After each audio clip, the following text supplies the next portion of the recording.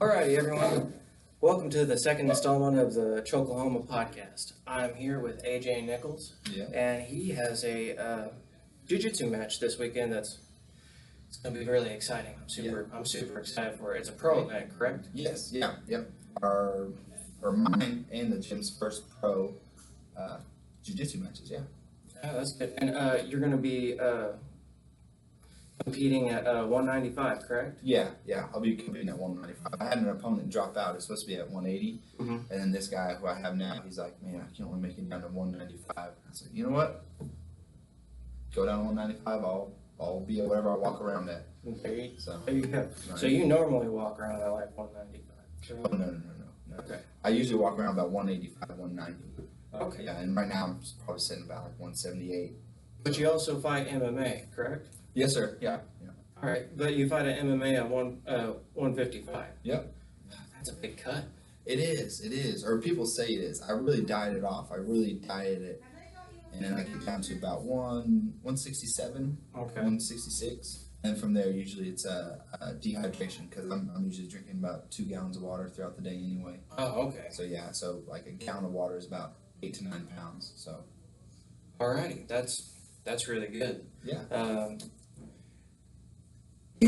So with what are you looking forward most to this jiu-jitsu competition? Is there? It's also the Submission Hunter Pro 20, right? And Yeah, it's at the 20. Cox Convention Center. Right, yeah, and it's ran by Eric Garcia. He's a teammate of ours from down in Houston. The Team Took, yes, Team sir. Took. Yeah, Team Took Houston. Oh, goodness, Team Took. He was. I'm trying to remember. He was one of the youngest black belts, correct? Or Team I Took? believe so. He he like traveled back and forth, and he actually went and stayed down in Brazil for I can't remember how many years, and then he got his black belt, and then came back to America. Oh goodness, that must be a trip traveling to like Right. Brazil to Yeah. like actually train jiu-jitsu. I mean, that's gotta be like going to Thailand for like Muay Thai and stuff. Right, exactly. Oh, that's gotta be crazy.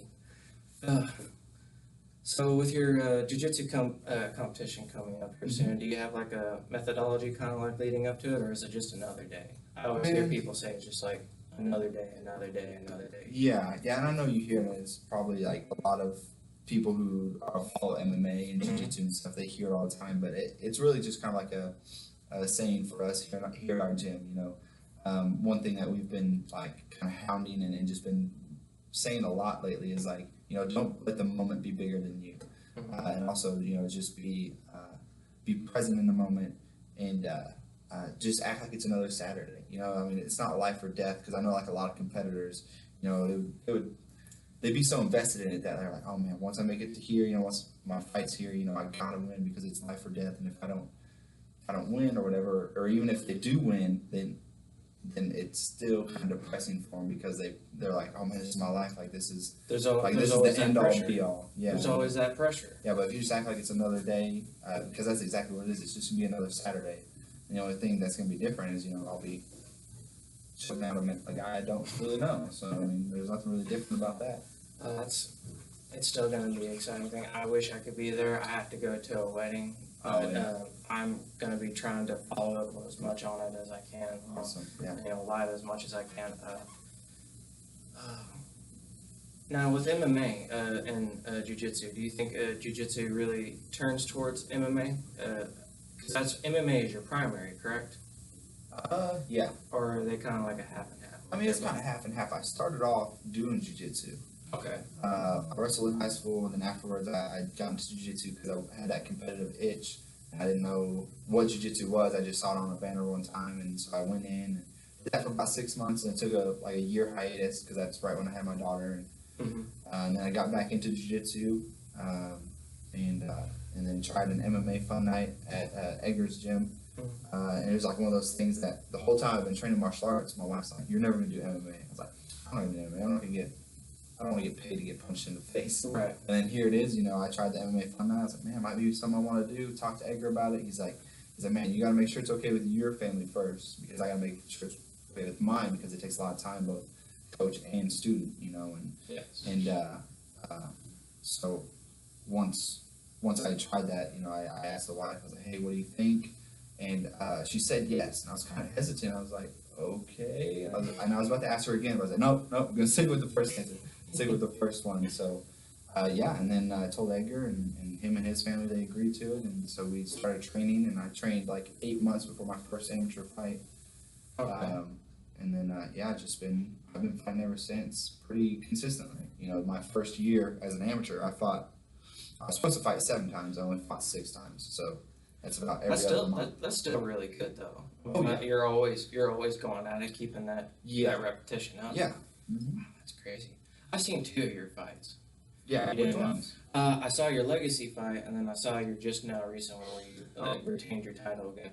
That legacy fight though, amazing, awesome. Oh. I feel like you. I remember that you were in. I guess it was the turtle position. I've only been in jiu-jitsu for a little bit, so pardon me if it's a little bit more of a kickboxer. I understand that a little bit more. Right, you're good. But I remember you kind of like this, and the guy was like right on your back. And I remember because I was filming the match, I was ringside, so I really was able to see you go at it. And I remember you looked down at the mat, and I see this guy's shadow because his hair was like real big. And then all of a sudden, you just like dropped your hand back and just boom. Mm-hmm. Probably one of the more killer elbows. And I've seen a lot of MMA, kickboxing, Muay Thai. Yeah. That is probably the most killer elbow I've ever heard of. Just the sound of it was just crazy. And we saw that dude at IHOP right after that. Also, small bit, yeah. Right. Dude, his eye was almost hanging out. It was just like, That's what they were saying. But His it was- bastard is orbital. all this was not in the right area. Yeah. Kind of like a Picasso painting, like a little Right. bit Yeah. that way. Yeah. That's exactly what I was going for. But it was, oh yeah, but just that elbow, it was so precise that I was just blown away by you to look at your surrounding, to be still calm, and just like perform like that. Right. Well, thank you, man. Yeah, it's just a testament to the way we train in our gym. Mhm. You know, we really want to make sure that we have composure and stay composed even in those bad positions. And that was actually my second pro fight. Mhm. Yeah, I mean, I lost the fight. He got me with like a bulldog rear naked choke. Yeah. I mean, you all grow from it. Oh yeah, and I definitely did. It was probably one of those things I probably needed. You know. I mean, you could see that in your next fight. You went out for your next fight, and I wouldn't say it was like a rush or nothing, but you went out, you took care of business, and it was just almost like that. Like you got the guy in armbar. Mm-hmm. Just armbars the whole night from your team. Yes, yeah, that was kind of cool. We didn't know until we were backstage and we were after the event. You know, like Edgar won his jiu-jitsu super fight. Like I think like 3 or 4 weeks before that with an armbar. Yes. And then that same night, Victor won his by armbar and I won mine by armbar. So yeah, it was kind of cool. We didn't realize that till we got to the back. We were like, what?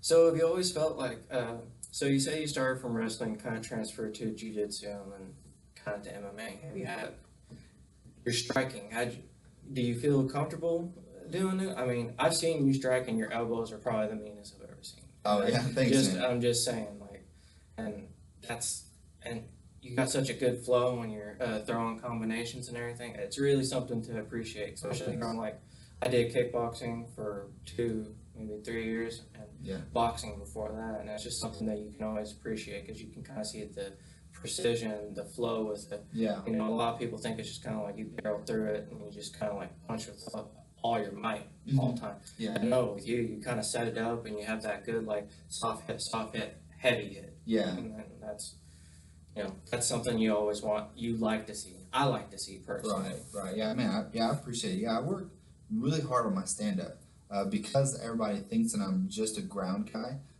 We really make sure, like, I try to make sure in just being in the fight, you know, going to what I'm comfortable with, which is the clinch and the takedowns and stuff. But I really try to display my striking. Now, this last fight that I had, I was really kind of limited because of the cage that we were in. It was a small cage. It was a really small cage. And in those smaller cages, you know, sometimes the promotions do that for the brawling, you know, just you can't run grind them out. Yeah, you can't run away. You can't use your movement too much and stuff like that. So I really wasn't able to showcase my striking very much there. But yeah, actually, a lot of people don't know, but I actually have my black belt in karate. Oh, really? Yeah. I did karate for like 4 years.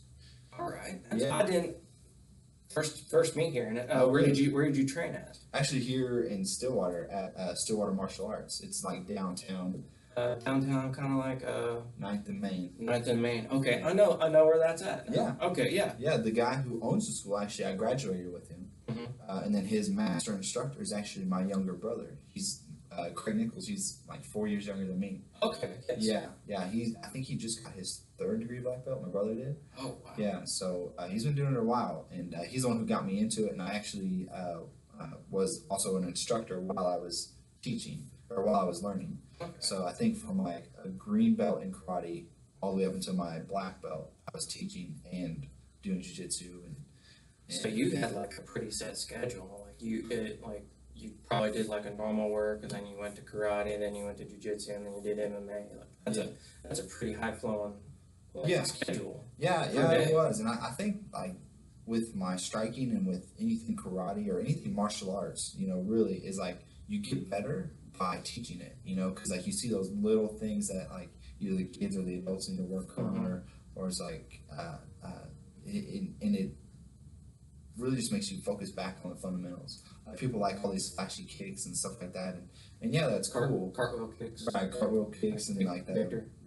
Yeah, right. Yeah, and yeah, like those guys who are starting to come out and they're doing the capoeira and all that stuff in the cage, and but I mean, like with us, we really just stick to the basics. I mean, you don't.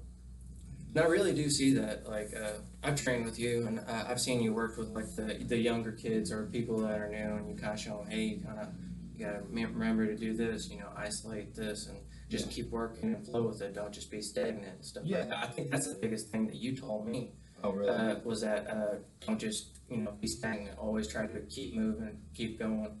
If you can, try to make space. Yeah. You with Edgar kind of like showing off for like teaching the class. I say you're just as part of it because you're part of like the demonstration model. Like you do so well, demonstrating with him that you're already kind of like not like someone that's up there and you're like, what do I do?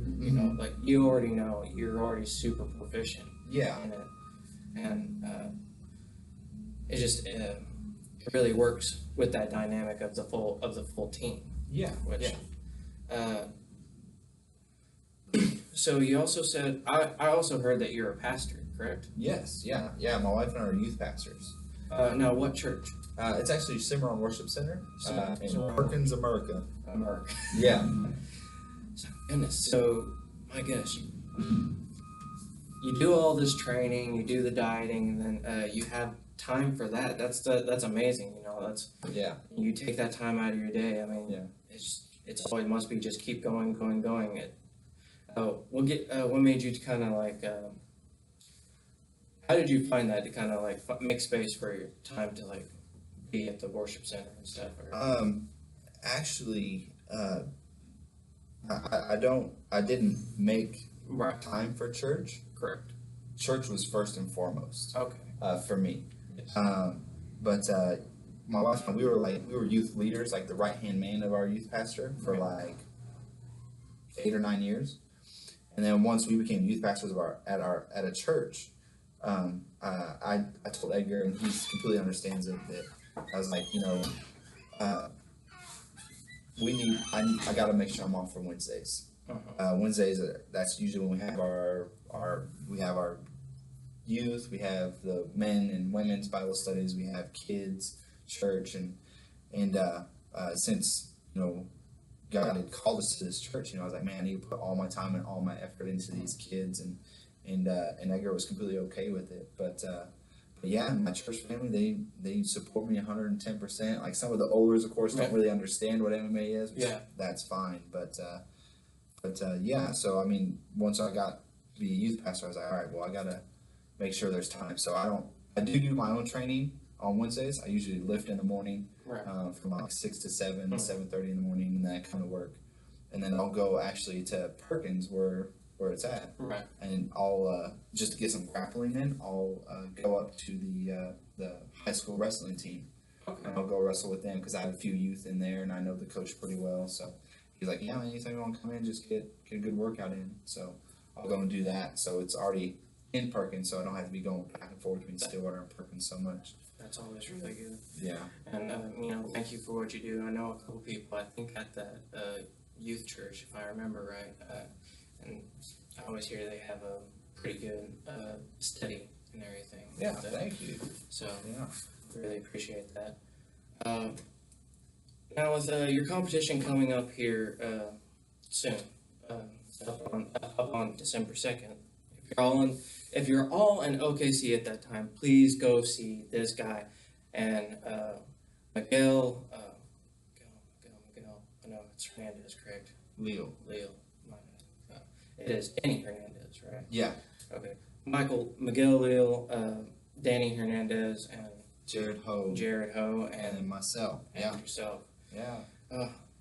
That's a whole team, right? It is. And what's so cool is like we're all from different backgrounds. Mhm. You know, like I'm a youth pastor and I just interviewed Miguel, and he's a scientist. he's a scientist. He's a scientist. That's crazy. Yeah, like that. Like I'm, like just blown away by like just like I was saying, you know, just the different backgrounds that we come from. You know, like I feel like he probably takes like the real scientific route of his jiu-jitsu. Oh yeah. You know, I'm more of the flow, go with the flow. Whatever's open is open. You know, and then Jared isn't by the book, but he tries to be as much as he can. You know, and you know Jared, he's actually I know he's in like electronics. I don't know his actual title, but he actually works for electronics company over there at Ditch Witch, which is a sub-site, is like the electronic company. Yeah, he works for them. And we also have another blue belt named Brian, and they work together in the same building. Yeah. So it's, I mean, just different people come from different ways of life, all in one gym. Just come straight for jiu-jitsu. Yeah. I really appreciate jiu-jitsu in the way that I came from like a primary striking art, and I was just kind of thinking, I'm all kind of busted up. I really don't want to I was kind of thinking.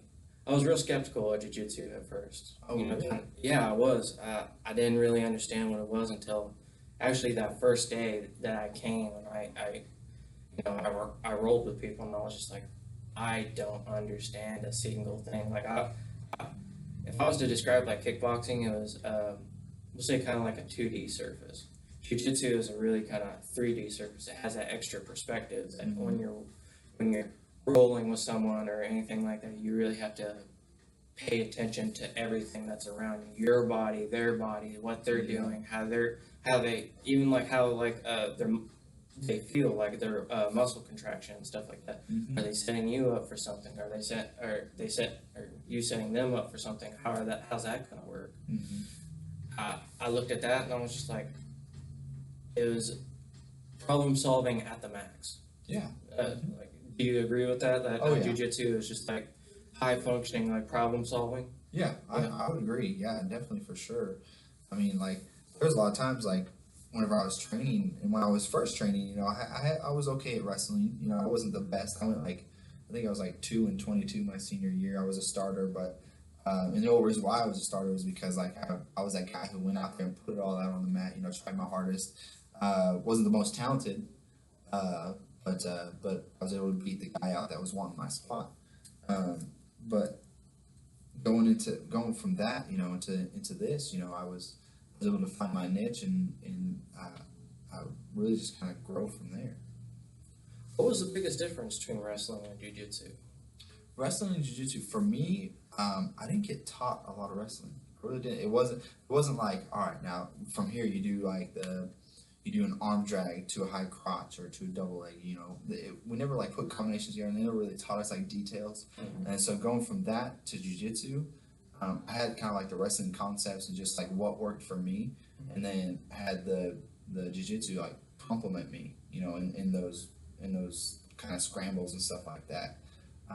So I mean, it was really kind of easy for me. And the thing is like when I first started training, I didn't know like the correct way to defend, like, but I was figuring it out on my own, you know. Like no one told me, all right, now when someone's going for like a choke, you know, you want to make sure your chin is tucked, you want to cover here and cover down here, and no one told me that. I just kind of naturally did it, and then later on, whenever I was getting taught like how to defend when someone's on your back, I was like, oh, I'm already doing that, and it was kind of cool because there was a guy that I trained with when I was a white belt. I believe he was a blue belt at the time, and he his name was actually Tyler Shin. He's also a big MMA fighter. He used to wrestle collegiate for OSU. I think he's like a 2-time national champ. Right. And I was able to give him a hard time just for me defending. Right. I wasn't able to attack him at all. I was constantly defending.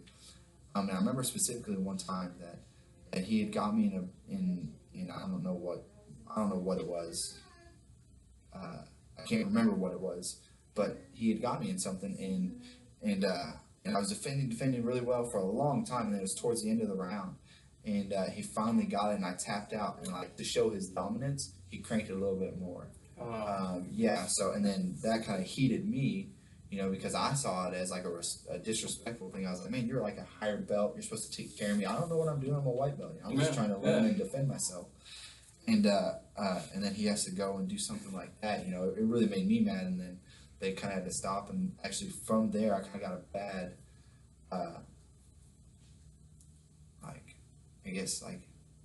from then on, because I had that kind of an attitude, they considered me a hothead, and I had an anger problem. You seem to be like one of the calmest guys I know, though. Like even like when I see you in the gym and everything, you're always very calm. Right. That's the way I always see it. Even in like at the submission only tournament that I went with the team with, I just went to observe. I was not ready for that yet. Yeah. But I went to support you. I went to support Victor and everything like that. And you just kind of walked in. You walked in and it was already kind of like home to you. You already you had your bag. You kind of got ready. You even got into the Noki portion, even though you didn't sign up for it. Yeah. They started calling names, and I was like, hey, I didn't sign up for this, but I mean, like, are you like, am I still signed up for those other divisions that I did sign up for? They're like, yeah. They're like, you don't have to do it if you don't want to. I was like, no, I can do it. I don't have my Noki stuff. I have like these shorts, but they have pockets, and I have like a regular shirt on. And I was, oh yeah, that's fine. And so I just you got silver in that, correct? Yeah, I got second place, and it was an absolute division. I believe the guy that I had in the finals was 265. He was a big boy. He was a big boy. I remember that. Yeah. And I think that was really educational to like go see that. Like if I didn't have to like travel this weekend, I would definitely be there because I felt like I learned a lot just watching you and Victor kind of go for it. Because a lot of the times I was kind of like watching both of you, and I was like, I don't understand what this part is or anything. Like, it really made a huge interest in the sport, and I really can't wait for when I can compete next. Yeah, right. But what is some advice that you can give to people that's thinking about like doing jiu-jitsu or MMA or anything like that? I would have to say, you would rather. I say this to a lot of people. I would rather you say, hey, I tried it, I didn't like it, rather than when you get a little bit older or you're in a position where you're like, oh man, I wish I could have. I mean, that's the same thing that I took whenever I first started MMA. Was before I asked my wife and she said it was okay and all that, I was like, No, it's good. Like when starting like MMA and jiu-jitsu and everything, what would you give people's advice? Oh yeah, I had to really make sure it was okay with my family first, and I had a really good point. I wish I could remember. No, it's okay. It's whatever. We're just kind of flowing back and forth at the moment. If for a person to start too much, that's what it is. It's getting punched too much. Oh, definitely. Yeah, I understand that feeling. After a hard sparring day, and you kind of walk out, and you're like, oh, I'm fine. You wake up, and you're just like, where's my keys? Damn it. Right. Yeah. Oh, right here, it's right here. Or like the weird thing, like for me, I wear glasses. Oh yeah. And it's just like, God dang it, where's my glasses at? I don't remember. I'm looking through them. They're all at the moment right there, and it doesn't register. And I'm just like, God, where are they at?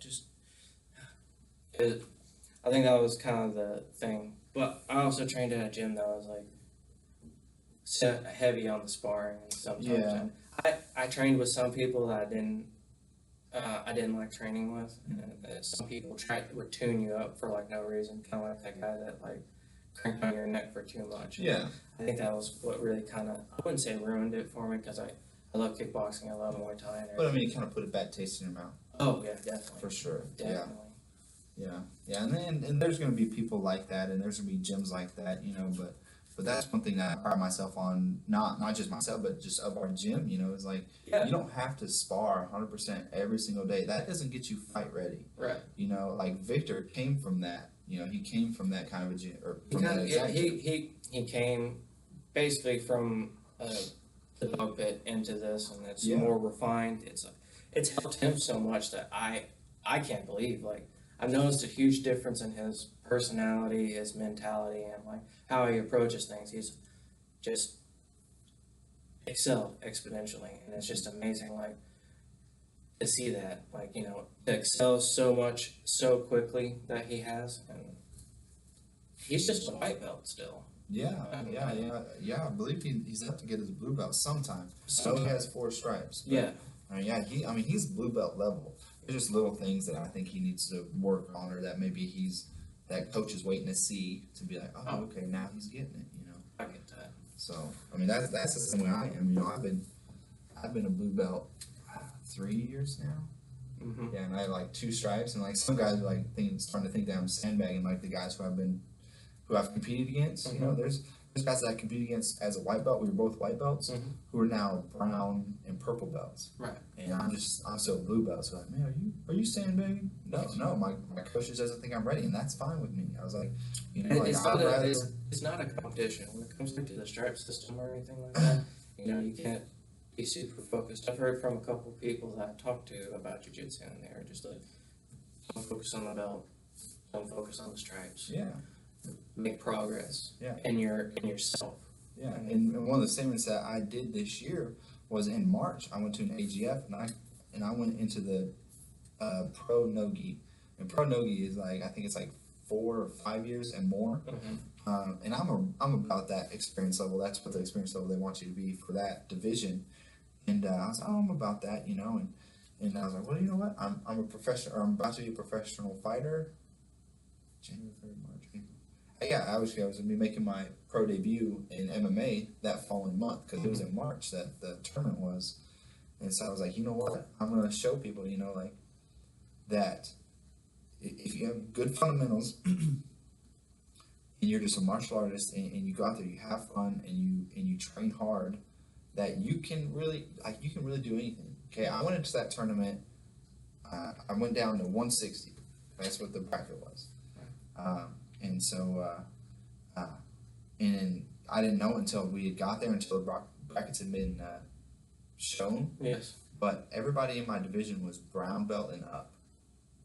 Yeah, I was the only blue belt in the division. Yeah. And I drew this guy named James Partridge. Mm-hmm. He's from Trenton Fight Center, and he's a brown belt, and he's like a leg lock specialist. Right.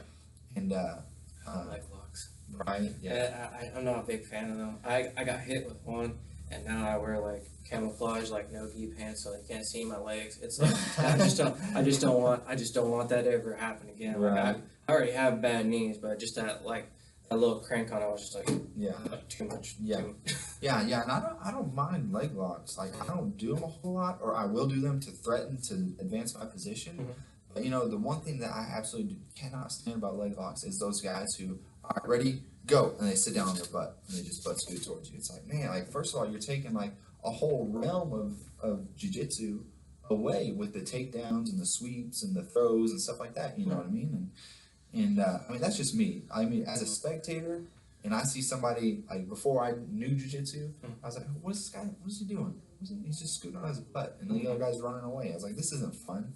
And so sometimes in like big competitions, like this Saturday at the Submission Pro, if there's people there that don't know jiu-jitsu and they see that, they're like, jiu-jitsu, I don't think that's my thing. That's not a good representation. Yeah, and it's not. I mean, respect to those guys, Yeah. but I don't like that. I mean, start on your feet. That's where any fight, whether it's self-defense, MMA, anything, jiu-jitsu, most of the time, you start on your feet. But anyway, so I'd drawn him, and I think it was like a minute and a half, 2 minutes into it, I was able to finish him with an arm triangle.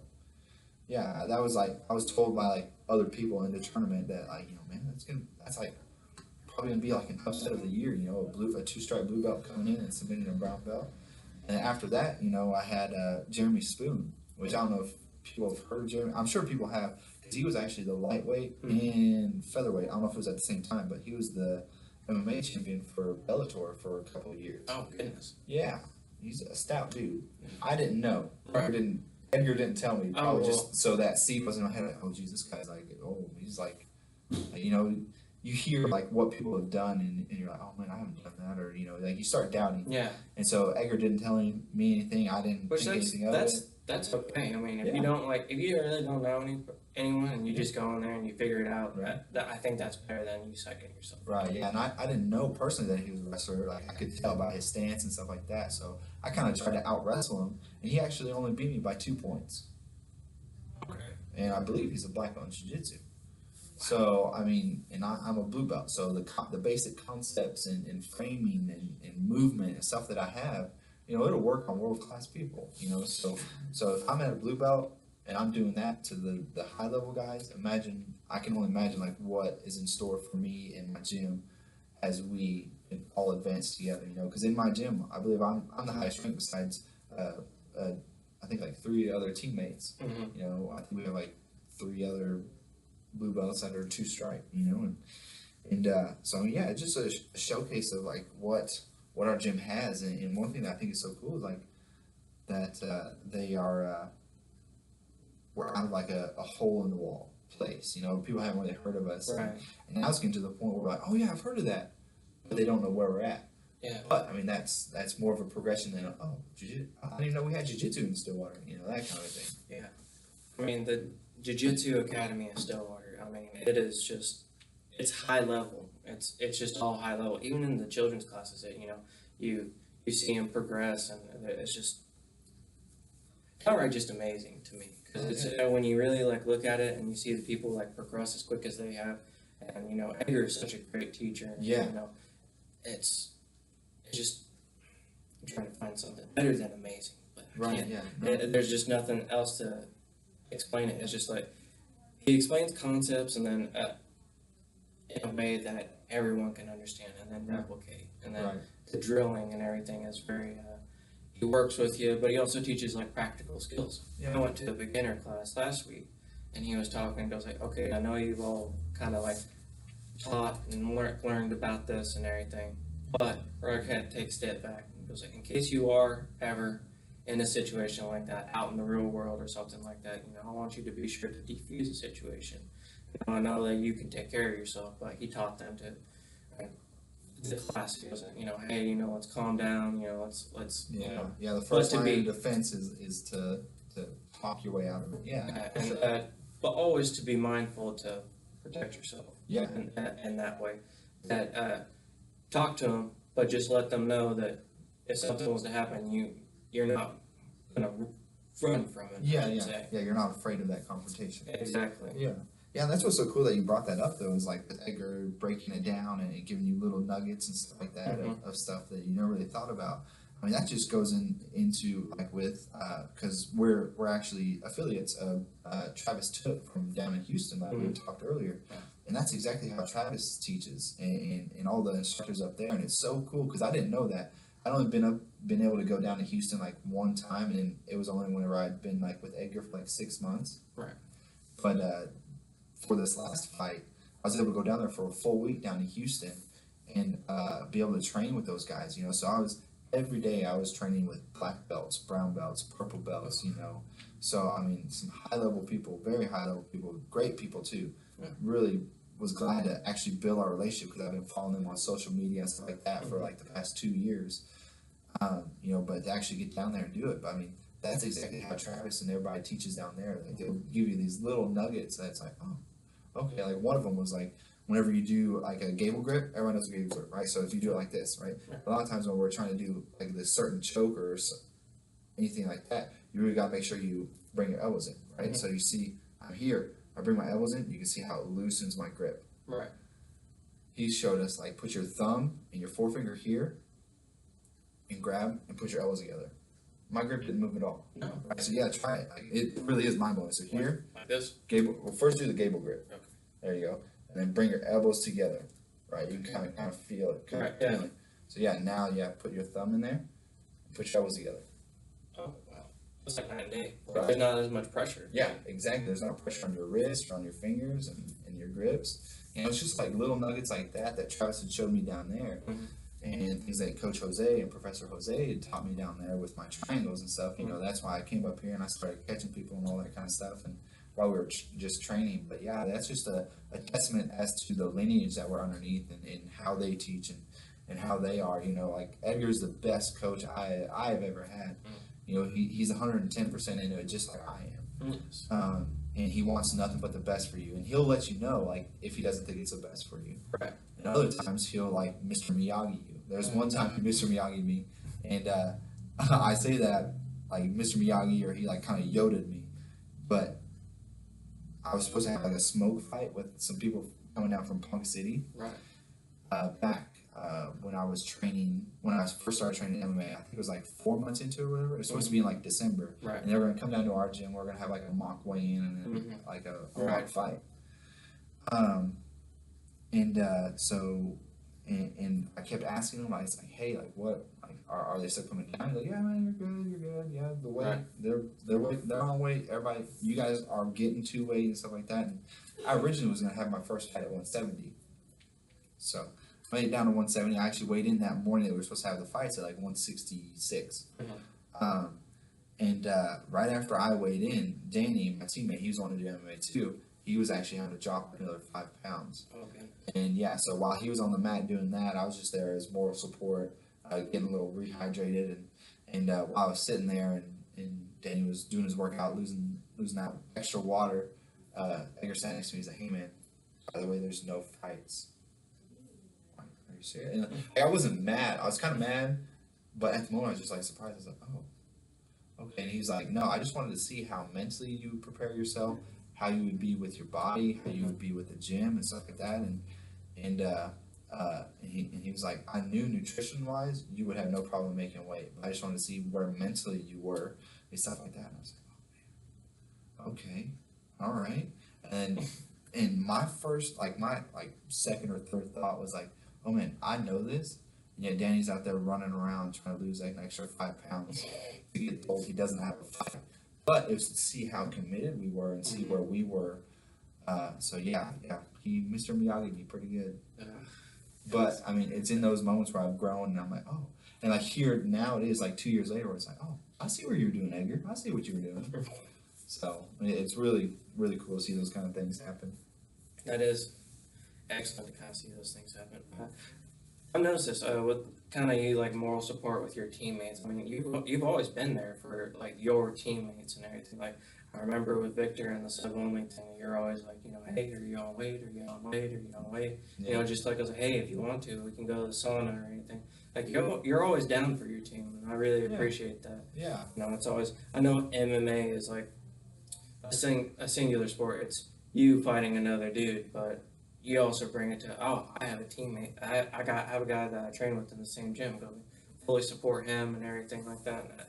And, you don't see a lot of people do that, especially from the same gym.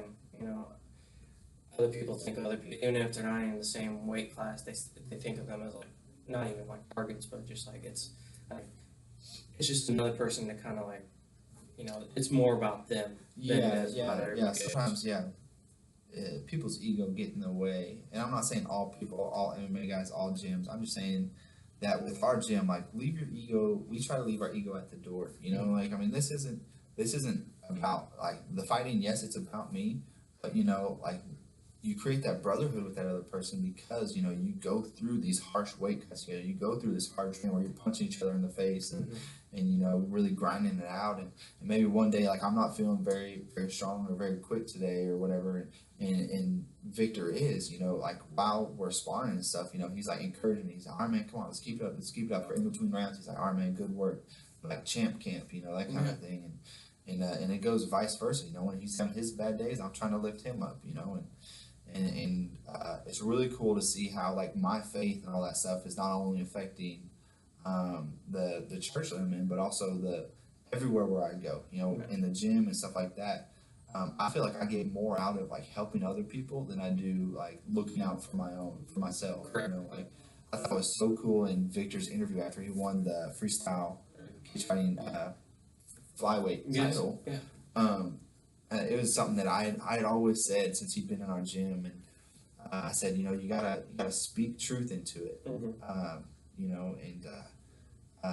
so it was kind of cool to hear him in the interview say, like, yeah, man, like, I mean, I already made these shirts that said Flyweight King, and he's like, we were just speaking truth into it, and he had never said that ever before. And I asked him afterwards, like, hey, man, like that's awesome. Like I was like, I'm glad to see that you're like that's your mentality now. It's not them going there grind it out, that kind of thing. But it's a build each other up, and you got to speak truth into it. If you one of my favorite quotes is from one of the Ford brothers, and he says, whether you say you can or you can't, you're right.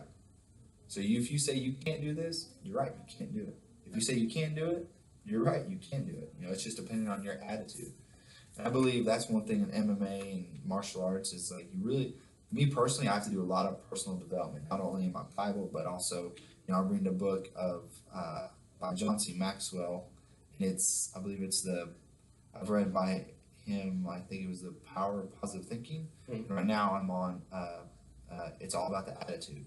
It's just all about how you go into your attitude in the day, and things of how you can sharpen your attitude, how you can check your attitude, stuff like that, and how your attitude is not only contagious if it's a good attitude, but also if it's a bad attitude. So you can really see that, especially when you walk into the gyms, and I know like the gyms have like the boys, like, they come in to come see you. It's like, oh, cool, Right. you're the MMA fighter and everything. I see you really talk to them. You make everything like worthwhile. Was it everyone that walks in really like you introduce yourself? I remember when I first got in to Edgar's gym. I think you were the second person after Edgar to introduce yourself to me, and I remember looking at you and I saw your ears and everything, and I was just thinking like, okay, he's badass. I know this. There's no ifs and I always heard stories too about you too, and how like stories. Stories like well, it's a small town, Right. You hear Well, that's other crazy. MMA fighters too. I mean, it was like I heard that you were relentless, you were powerful, and that that your grappling was otherworldly. I would say. Yeah. That's what I always heard, and I was just like, goodness, I hope I don't get matched up with him on the first day. And I think that night when we rolled, you were my second person, and I was just like, this guy is so heavy. How is he, fighting at this or something like that? And I remember you were on top of me. I think you were sideways this way, and I remember like you just like moved forward and you went for a Kimura or something like that, and my back popped, and I was like, "There's no way that he's this heavy." I couldn't believe it, and I think that was literally the time that I looked at it, and I was just like, I want to pursue this more. It was that kind of like that itch of like I want to still. I used to do basketball and stuff like that, and I used to, I lost that going to kickboxing, and I was just like I wanted to compete in that, and then some stuff happened. I wasn't able to fully go to that moment where I actually got to compete down, and then Victor found the Jiu-Jitsu Academy in Stillwater, and he was always talking with Edgar, I think, for a long time. I knew. Yeah, he was one of those guys that we kind of joked about because he'd said like, oh man, he work on my ground game. He'd come in for like 2 weeks, and then we wouldn't see him again. And so I give him a hard time about that now. About like, oh, I need to work on my ground game. Oh, I'm just gonna work on it for 2 weeks. I'm good. but yeah, with the introducing yourself, man. Like I saw it down when I was in Houston. I just feel like that's what it needs to be in any kind of gym. You come in. Yeah, I can be that guy that holds my chin up. I'm a professional fighter. Yeah. I was like, you need to respect me. Like, you need to like have fear struck in your heart, or I don't know, just like that macho. It's like, no, man, I'm just another guy. You know what I mean? Like, I'm nothing special. Like, God has given me these abilities. I mean, I'm not something special. Like, I'm just a hardworking class guy that wants better for my life and better for my family.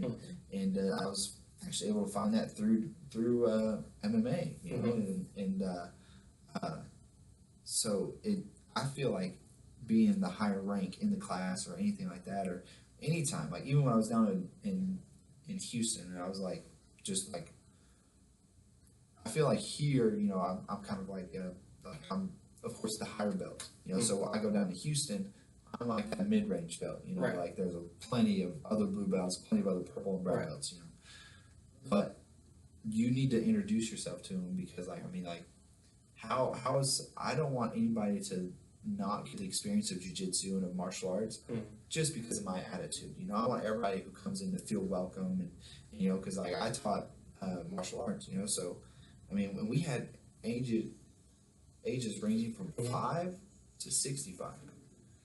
Yeah, I mean, so I mean, people need martial arts in whatever stage of life that they're at, you know, and so I find that kind of makes me solidifies because I've always wanted like to kind of have that confirmation of like, you know, man, like this gym really is like helpful and you know, open, you know, I don't want anybody to think like, oh man, like those guys are kind of stuck up, you know, and Well, even that like kind of thing.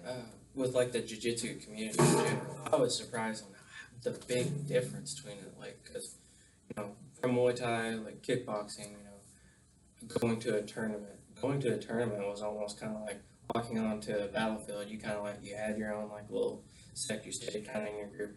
Everyone was friendly, yes, but I mean like it was a tournament. Like you're about to go next to this guy, even though you're not participating. You kind of like you stayed in your group. You kind of knew where the other groups were. Yeah, I wouldn't say that it wasn't like anything hostile, but you can kind of tell that there was like a little. But when I went to a couple of competitions, everybody, even though I didn't have gi on, I just had normal clothes on. I was just kind of like helping out with just anything in general. Everyone is just so friendly. yeah, And everyone's just like introducing themselves. It was like, hey, I was like, what gym are you with? And he was like, over here at the Jiu-Jitsu account. I'm just a white belt. I'm just here to support some friends and everything. I was like, oh, okay. Well, next time you should join. You should definitely join. It's a lot of fun. right. You know, just people randomly just like randomly come up. I don't know. It might be a face. Like I'm a real friendly person. Right, yeah, you look like a friendly person, so that may be what it is, but yeah, I mean that is, and I think that's just the way it is. Like not in just jiu-jitsu, not in just Muay Thai and stuff like that, but I really feel like it has to be like the mindset of the different individual people. You know, if hearing from what you and Victor said about the Muay Thai gym you guys came from, Yeah.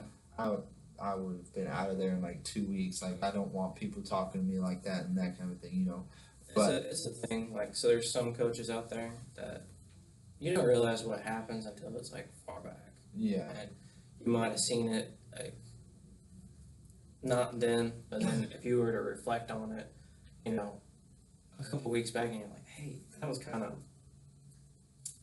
messed up. yeah, like oh, I see what you mean. But there was like a lot of people that you know we also didn't talk to each other about it either. You know, we were kind of.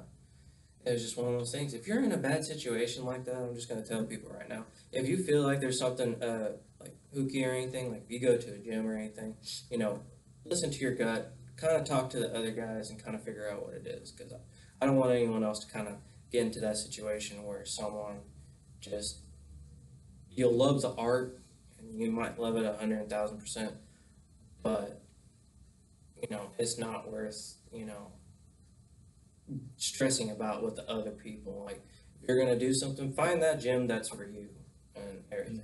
I just want to really promote that and everything. Oh, yeah. And believe me, Jiu-Jitsu Academy of Stillwater is the place. If you're just wanting just to find some friends and just, you know, just come for at least one night and then you'll see what I'm talking about. Or even, you know, come see AJ, you know, roll with him and you'll see that how infuriating it is. Right. Roll. Yeah.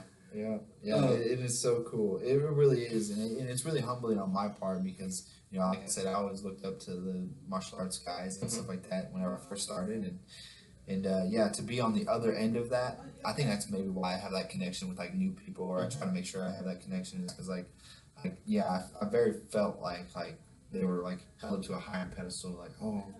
you're the man, you know, like, no, I'm not on the same level as everybody else, you know. Yeah. It's just I have a little more experience, and well, hey, this is what I did, so I can help you along, you know, Mhm. Victor's really good about promoting himself, you know, so I kind of got that from him, you know, starting to build my own brand, you know, starting to have the disciple, you know, since that's my nickname, you know, have that on everything. I'm gonna have Which I really like that. t-shirts. I really like the nickname and then your logo also for it. I looked at it because I remember it goes, oh, AJ's got a nickname. I was like, what's it? What is it? And then I remember seeing your post on Facebook of the disciple, and it was Yeah.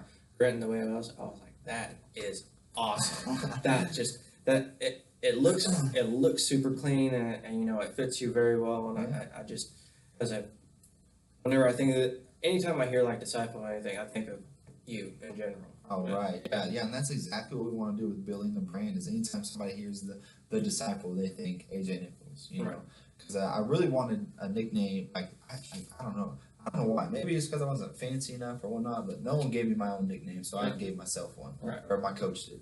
Yeah. You know, so we finally went with the disciple, and it just fits so well. You know, I'm a disciple of the Lord. Mhm. I'm the disciple of the martial arts. Mm-hmm. You know, so it just fits.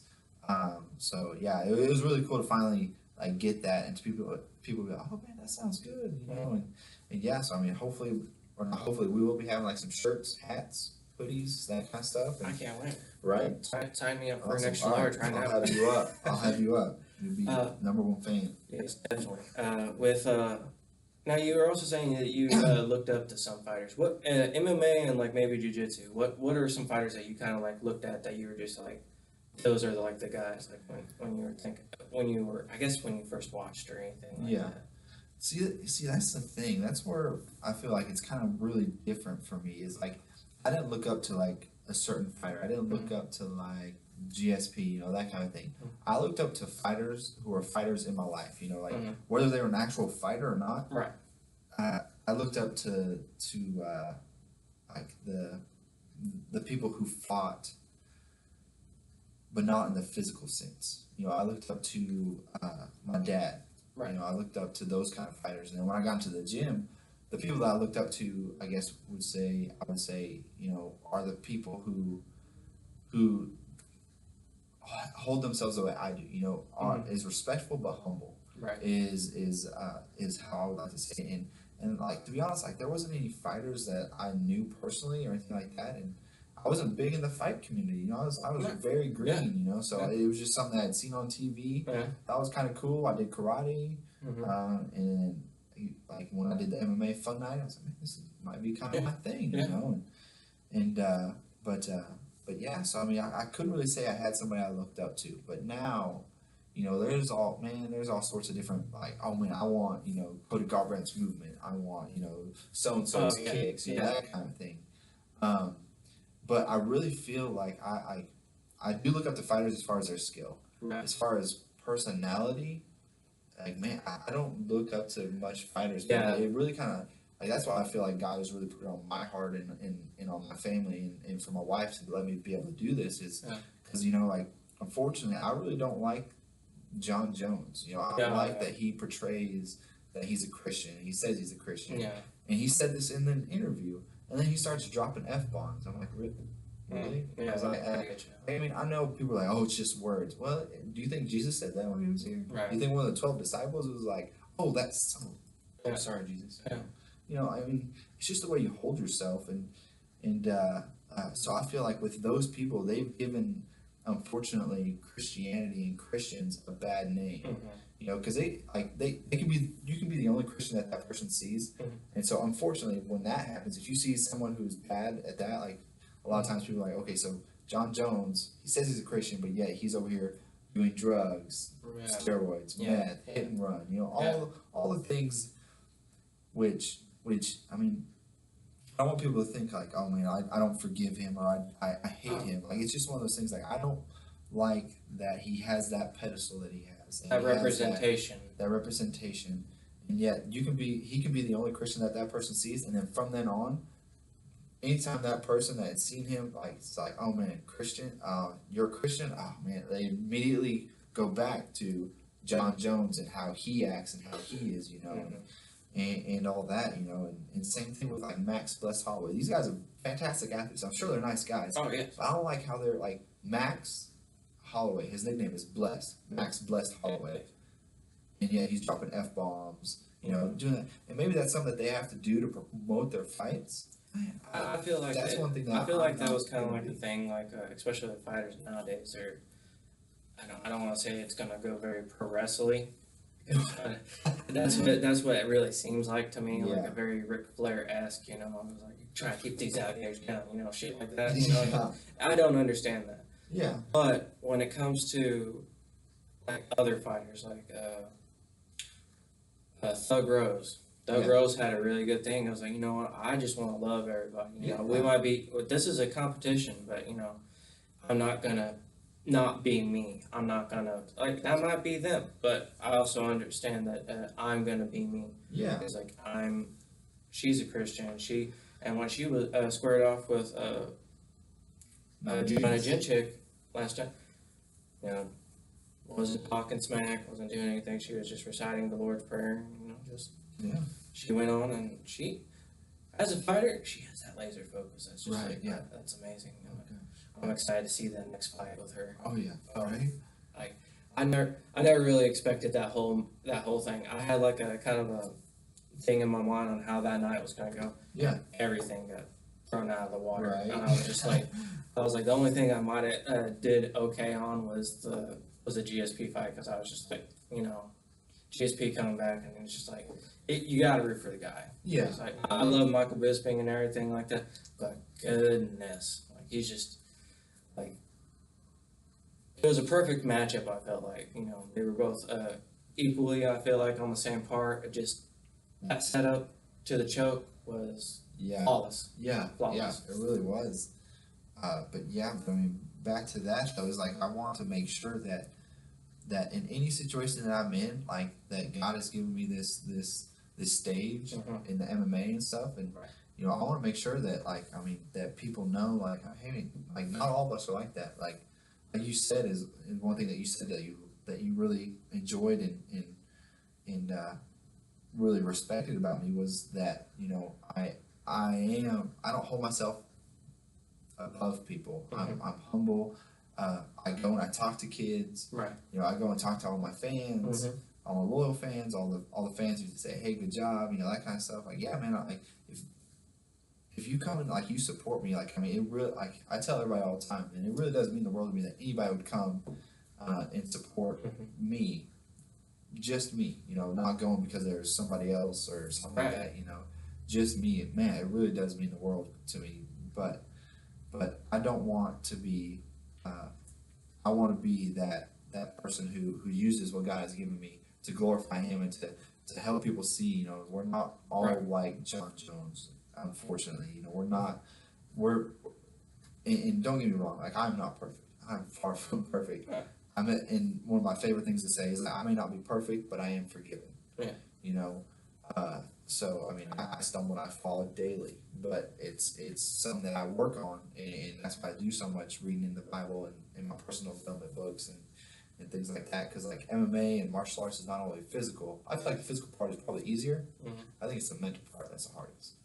I don't doubt that. I hear a lot of people they read a whole bunch of stuff, especially like self-help books and stuff like that. It's that mental aspect of the game.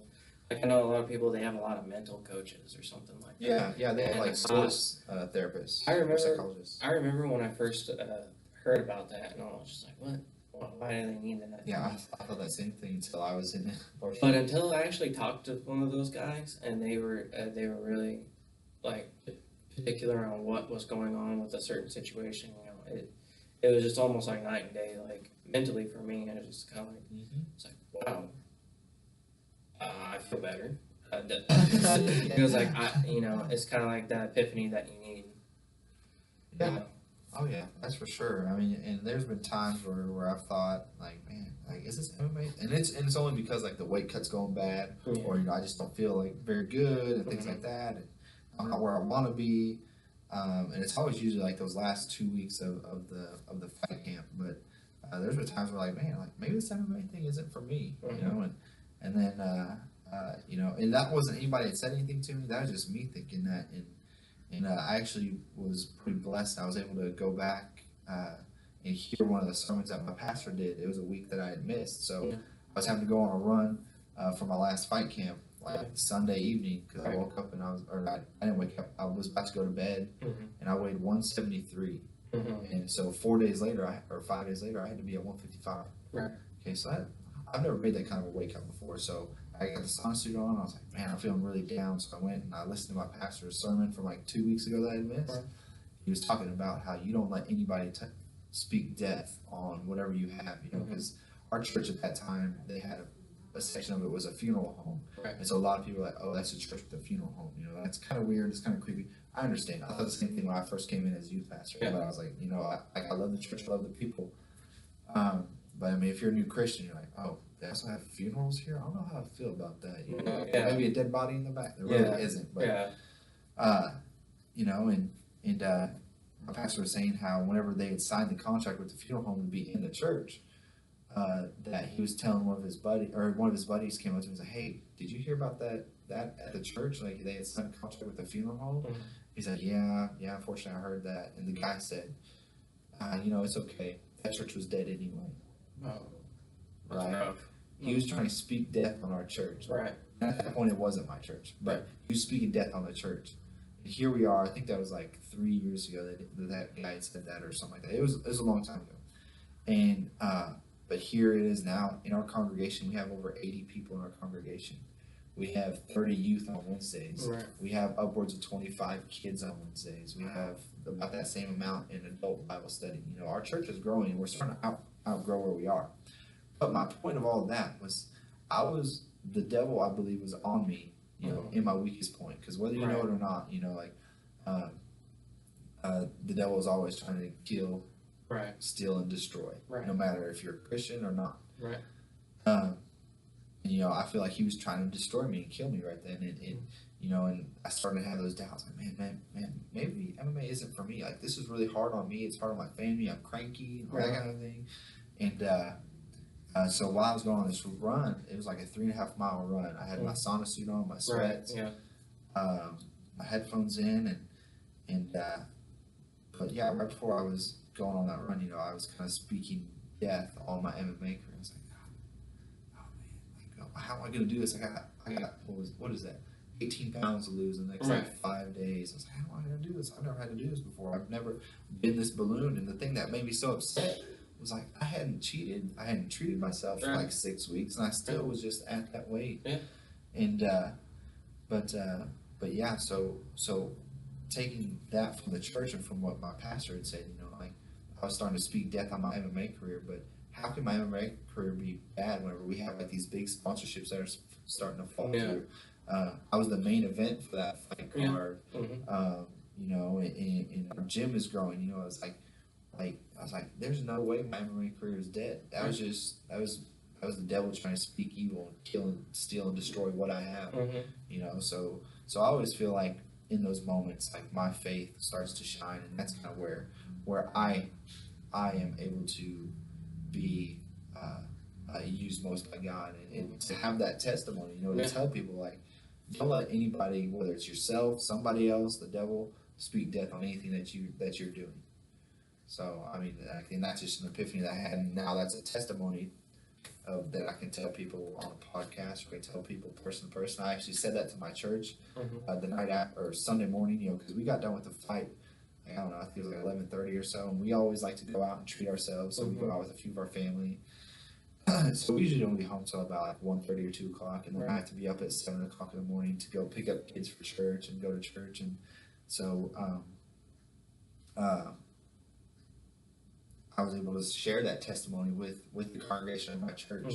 And I just hope in those situations and stuff like that, you know, that touches somebody and helps somebody that needed to hear it.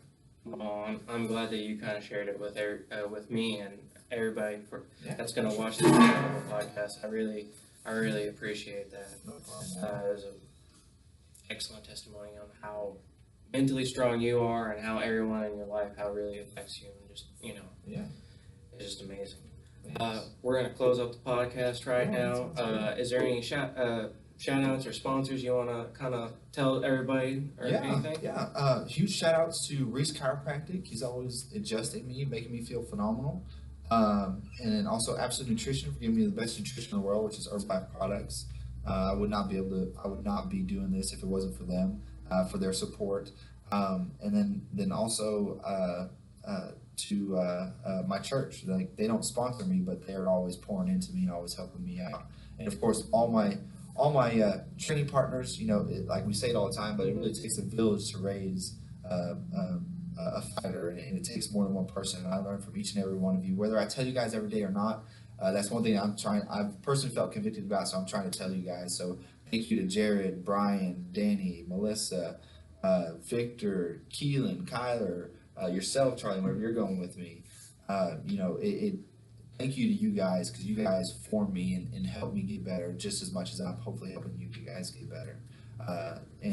So you guys just keep an eye, look out. We got a big 2018 coming, a huge 2018. Huge. Yeah, and then also this Saturday, can't look past that though. And like he said, it's 195 for myself, and then I got 3 other teammates with me, and we're gonna go in there. And we're gonna show them again why people should respect and come into Jiu-Jitsu Academy Stillwater. Exactly. And I wish I could be there, but in my mind, I already know that everybody's gonna sweep.